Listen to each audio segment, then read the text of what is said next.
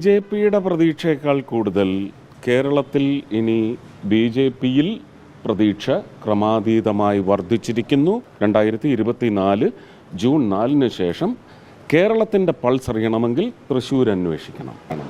വട്ടവട പറയുമോ? ഞാൻ കാണാത്ത എത്രയോ വട്ടവടയുണ്ട്.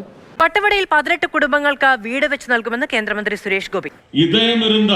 இப்படி பண்ணலாங்கிற ஒரு பாடம் கற்றுக் கொடுக்கறதுக்காக அந்த 18 பேரோட வீடு வந்து பண்றதுக்கு ஒரு பெரிய திட்டம் ஒன்று போட அந்த பொறுப்பு நான் ഇവങ്ങളെ ഒപ്പടച്ചിരിക്കാൻ. കഴിഞ്ഞ കാലങ്ങളിൽ ഭരിച്ചവർ വേണ്ടത്ര അടിസ്ഥാന സൗകര്യങ്ങൾ പോലും ഉണ്ടാക്കുന്നതിൽ പരാജയപ്പെട്ടു എന്നാണ് പറയുന്നത്. എന്താ ഞാൻ പറഞ്ഞതിൻ്റെ അർത്ഥം എന്താ? എന്നെ കൊണ്ട് ഇനി അത് എടുപ്പിച്ച് പറയണോ? പരാജയപ്പെട്ടു എന്ന് ഞാൻ പറയത്തില്ല, ജനങ്ങളെ പരാജയപ്പെടുത്തി എന്ന് ഞാൻ പറയും.